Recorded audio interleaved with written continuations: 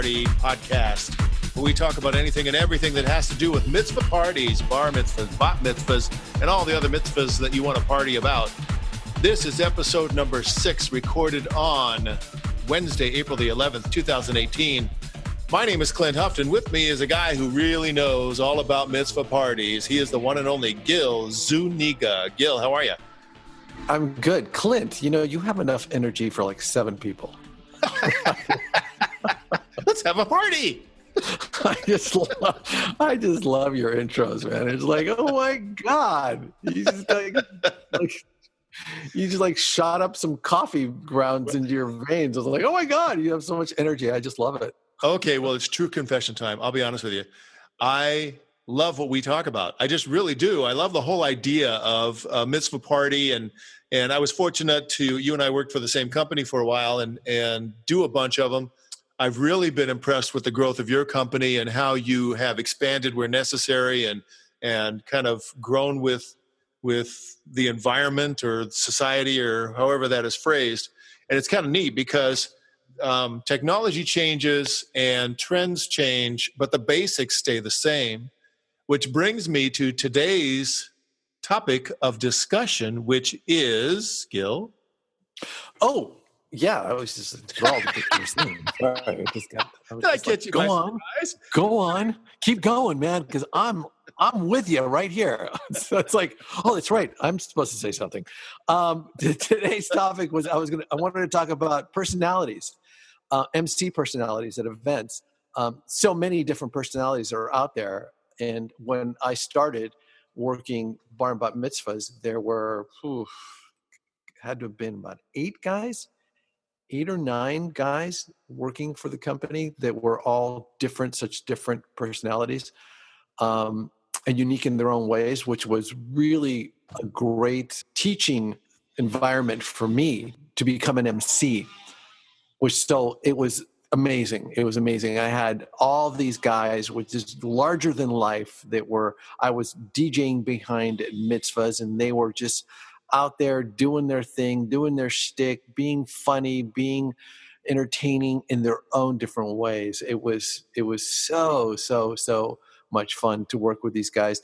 And then once I got comfortable, you got to play off of them because most of the time your DJ has a microphone as well. So you've got the microphone out there with your MC and you've got the DJ that can speak and make announcements as well. So then these guys, when they got comfortable with me and could figure out that I kind of knew what I was doing and that I could interject and add to it. So we got to play off of each other, which was a lot of fun. We should probably have kind of clarify that distinction between the DJ and the MC, because most people think that you hire a DJ for a party and that's that. You know what I mean? It's a kind of a one-stop shop type of a deal. And those entertainers exist, but what you're talking about is a 2-man party and each has its own kind of responsibility. Right. The company we worked for, that I started doing mitzvahs with, it was always a 2-man or 2-person, we call it show, 2-person gig. And so you had your MC who was running everything and out in front, leading everything and checking in with everyone to make sure that everything was running smoothly. And you had your DJ who was in the back, who's playing music the whole time. And there was always music. Unless someone was on the mic speaking, there was always music being played. So when we took breaks, it had to be 3 minutes and under if we had to run to the bathroom, or cover me really quick because I got to go to the bathroom. And I got a Davida. Yeah, exactly. No. That's an old reference. Rapper's Delight is 14 minutes and 13 seconds long. So if you really got to go bad, that's the song. That's the song you want to play because you can really you can do some serious bathroom work during that song. But and when it gets to hip or whatever it is in the lyrics, you've got, okay, I got 2 minutes left. I do, yeah. So you pretty much know. But yeah, so it's always been a 2-man operation, 2-person operation, because we've had girl DJs and girl MCs as well. But yeah, so I've never knew a 1-man until later on. One guy doing everything that 2 guys would do. it's a lot harder, obviously, but there were guys, evidently, unbeknownst to me at the time, there were guys out there doing that. But ours was always two men. But the personality of the MC was a lot of the times something to really just listen to for me and kind of take lines here and things here. And so one of the first parties I ever did, I worked with an MC, and by the most part, he was great, but he did one thing that I really didn't like, and I kept that in mind, and I just didn't like it, and I didn't plan in advance that, I'm not going to do that, because I wasn't planning. I was just in the moment. But he would do things during a game, like get really close to the mic, muffled, and he would yell, or wouldn't yell, he would say "loser" when someone got out of a game, and he would make like a gunshot sound, like "loser." And I thought, well, these are 13-year-old kids.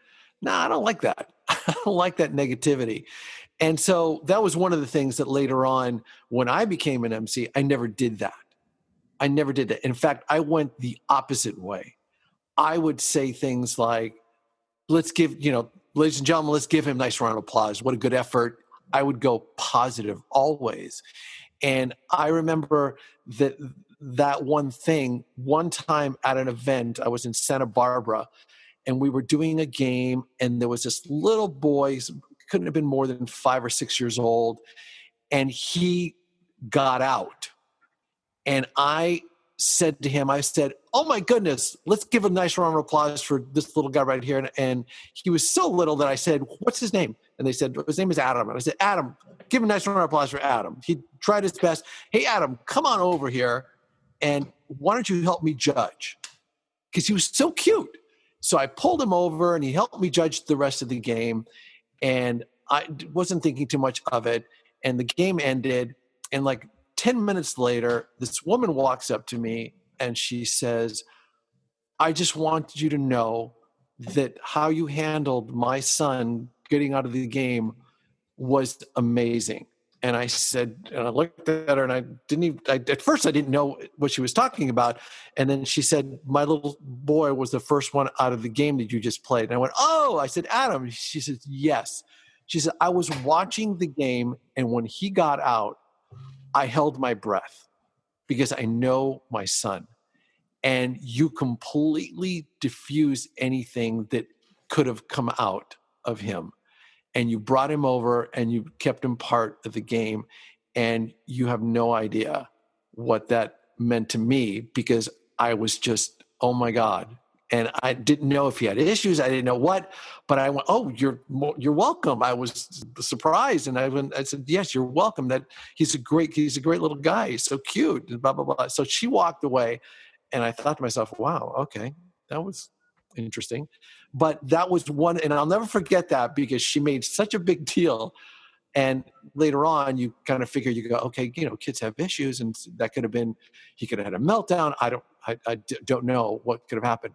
But I thought, well, it was a good thing that I decided when I did these things that I went positive, and I taught all my MCs the same way. They have their own spin on it, but going positive on and never going negative with. And there was a few other MCs as well that did the same thing. That would do that. They would kind of go negative when kids were doing something in the game and they got out or something. So that was just, I don't know how I just went off on that, but that was. No, that's good. That's really good. What's interesting is that you and I are both parents, and we understand, how fragile. It's almost like one of the curses of being a parent, besides all the joy that you get, is that overwhelming empathy with, the pain of the child. And so I completely identify with this mom that's so worried about her kid, But and I didn't have any kids then. I didn't have any children then. I mean, now as I sit and breathe, I'm like, I completely get that. I completely understand. And I have a special needs son too, as well. Now, I don't know that he was special needs. I'm not saying that, but I totally get that now. But then I didn't get it as much. I just thought, oh, kind of cool. This is cool. Go good. I made a good decision of doing it this way but I completely understand where she was coming from now. As I said, I think I remember seeing other DJs do that kind of loser type of deal. And it's kind of tough because your primary audience are the kids. And sometimes the kids really love that type of humor. They love that, that because they see it all the time. And it's a difficult balance because part of you is saying, oh, I'm getting the response that I want because the kids are laughing and they're on my side. And there's a part of me that says, well, okay, a child's going to need to learn how to laugh at themselves. But I also am of the opinion that those therapy sessions shouldn't happen in the middle of a big social environment. So exactly, I agree. I totally agree with what you were saying that they do, but it's opening them up to a different way of looking at things that sometimes can help them as well. It's exposing them to a positive as opposed to a negative because they get like you just said, they get so much of that from each other during a day that they spend at school. Because I know the conversations now, that my son has at school. So I totally get that. But there's other ways. Let me jump in real quick also, because as adults, I think we have a responsibility to give them behavior that they can model, because most kids will just do whatever they think is socially acceptable. And you as an authority figure, especially as a celebrity, because let's face it, in the context of a mitzvah party, whoever has the microphone and is kind of, providing the entertainment is, in that context, a celebrity. And so for you to be able to provide that kind of positive behavior now gives the child an alternative to what maybe his peers are doing. And, say, well, no, I can be encouraging. And I have seen kids go both directions, depending upon what behavior they're modeling. And so kudos to you, to figure that out just all on your own. And you have no idea as a celebrity type at an event like that, what power you actually have. And I don't know if I've told you the story, and stop me if I have. It was just in Santa Barbara. I'm not going to stop you. Just so okay. Just because I don't want to repeat a story, but I was in Santa Barbara. I want you to repeat it. If it's a good story, I want to hear it again. I was in Santa Barbara, and I had done a family, 2 boys bar mitzvahs, and they were both musicians. One played guitar at his bar mitzvah, the one played piano at his bar mitzvah, and I kept obviously going up to Santa Barbara doing other events through the years. And then a couple years after their party, I was up there. Their mother was at this event. She came up and said hi, because it's such a tight-knit community. And I loved them, and they loved me. And they would come up and say, hi, how are you? And I would say, hey, how's I said, how are they doing with their music? And she said, they stopped taking lessons. Oh. And I looked at it. I said, what? They stopped taking lessons. Why? They said they just got tired of it. And I said, what? And I said, are they here? And she said, yeah, they're here. I go, send them over.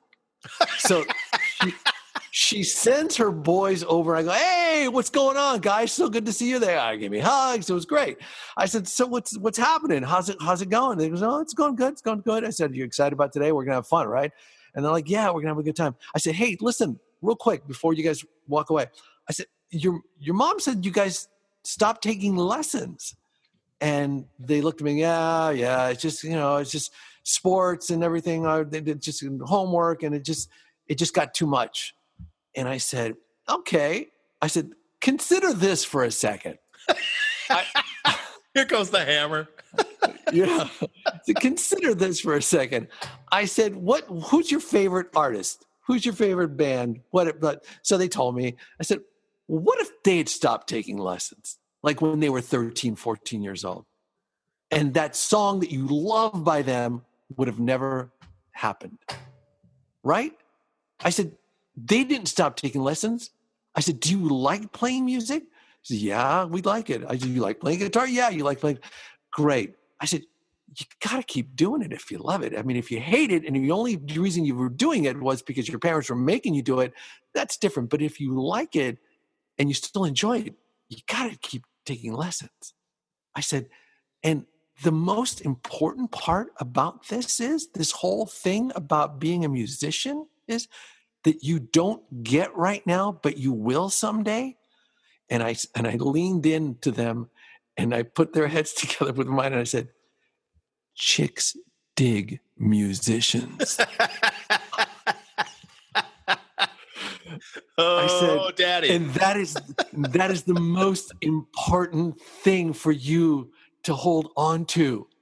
I said, because chicks dig musicians. What kind of response did you get? They started laughing. I said, so go have a good time. I said, and think about what I just told you. The party went, it was great. It was fun, blah, blah, blah. I'm back in Santa Barbara, let's say 2 months later, right? And like I said, all these parents invite all these same parents because it's a very tight-knit community. So the same mom walks up to me at that party weeks later, and she walks up and gives me a big hug, and she says, I have no idea what you said to my boys, but after the party I saw you at, they started taking lessons again. Oh, there you go.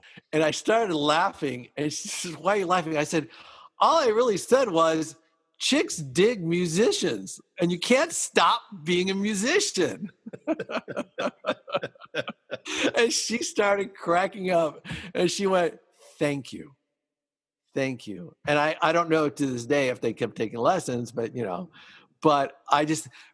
don't realize I was seriously joking and half joking and kind of playing around with it. And I did feel bad that they stopped taking lessons, because I thought, man, music is it's a huge part. It's a huge part of my life, and we need all the musicians we can get out there playing music and bringing joy to people, whether it's, for whatever reason, if it's classical or if it's rock or whatever it is.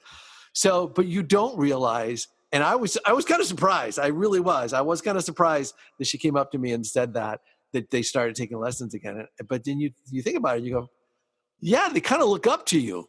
These bar mitzvah boys, bar mitzvah girls, they kind of look up to you, and you did my bar mitzvah, you did my bat mitzvah, and they look up to you and they go, oh, because you kind of are a little bit of a rock star that day. And then they come up and say hi to you at parties afterwards, at other kids' parties, because that kid saw you at their party, so you're doing their party, so of course they're going to be there. So they come up and they give you a big hug, and they give you, like, oh, so good to see you. And the hardest part about that is remembering their names. Oh, you know what I mean? Right. Because you do so many parties and you see someone walking up and you're like, oh my God, what's his name? But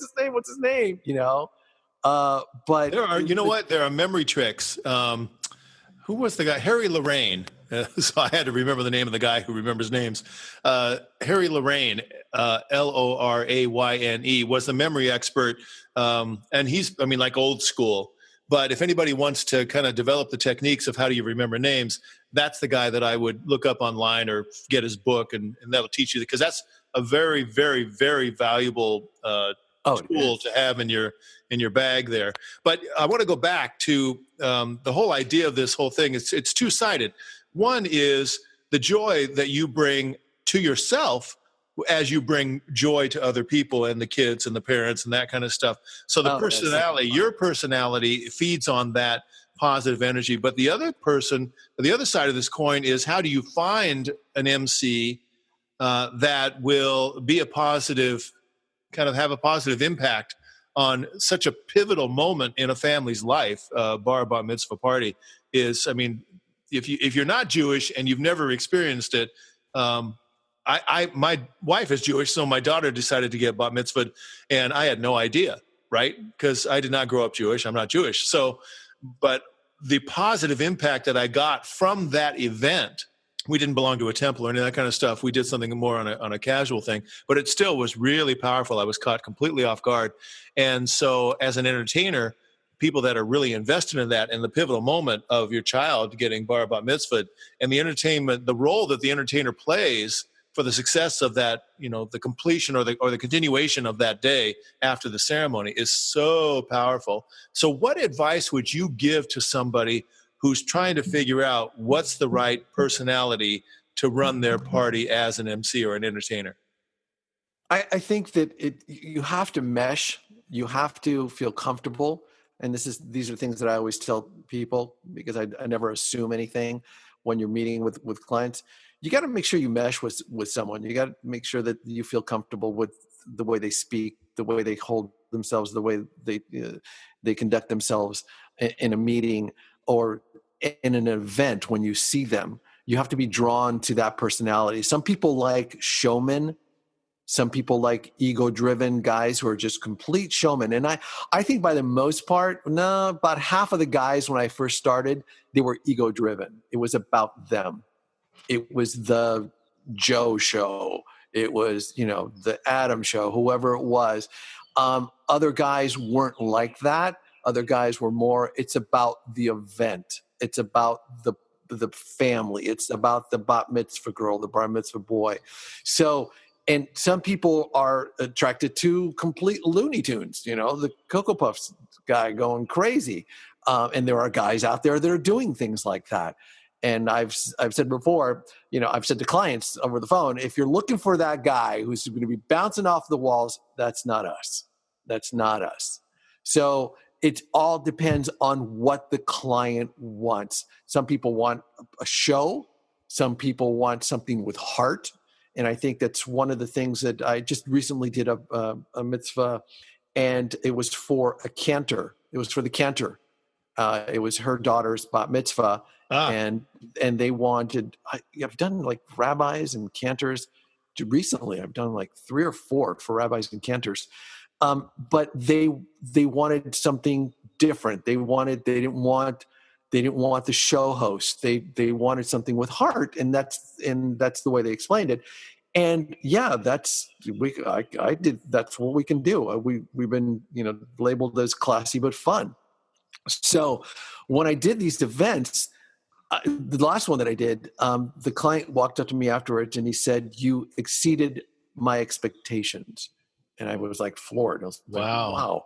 He said, "You had just enough of what an MC, you MC just enough, and you let the party go and you let the party shine."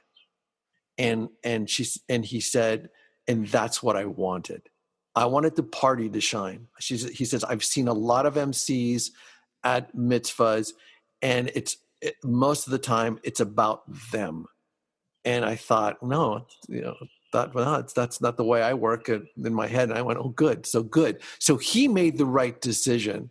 And he says, "I got a feel for you over the phone." He says, "I got a feel for you when you came over our house to meet with us. And you exceeded my expectations at the event. And thank you so much." And I thought that was a really, really nice compliment to get. And because I was a referral from the coordinator at the temple. Oh, wow. That's cool. Because she knew me. It kind of puts the onus. It's interesting how this kind of plays out, because it's such a dance between the participants. The client it behooves them to really understand what they want, but it also behooves the entertainer to find out as much as they can about the client. Exactly. And, it's just like any audition or interview. I read this all the time in business advice. When you walk into somebody's office, the first thing you do is look around and see what they have in their office, any personal items. And then you just ask them about that. So they start talking about themselves. And then, obviously the question is, tell me what you want, or tell me what you're afraid of, or whatever, just to get them talking about themselves, so that the entertainer, if we take it upon ourselves to see if we're a good fit, the more they reveal about themselves, the more we can, provide either expert service or expert advice if we don't think we're the right fit. Right. We always ask lots of questions. We ask lots of questions of the bar mitzvah boy or bat mitzvah girl. And we try to get a feel for them. What are they into? We ask the question, how do you envision your event going? Now, every once in a while, a little girl, a little boy will just go bam, bam, bam, bam, bam, bam, bam, bam, bam.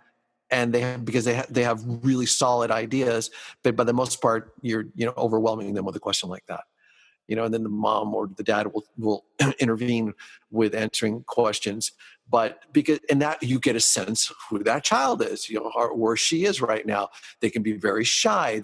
But the outspoken ones are the ones you're like, okay, great. They know exactly what they're looking for, and if they can explain it, then we can provide it.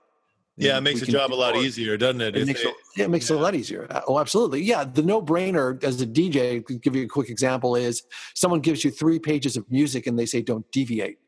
You're like, oh, wow. And I've had that done. Like, do not deviate. You cannot play anything that is not on this list. And you go, awesome.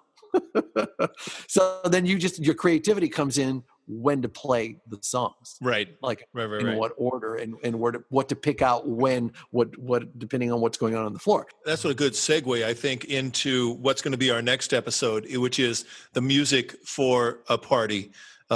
Because we've talked about the personality of the MC and how do you find the right fit. But the whole thing about music is a whole other ball of wax. And I think we should hold on to that and kind of tease that for next episode. Sure, absolutely. Gil, people are going to want to reach out to you. How do they contact you?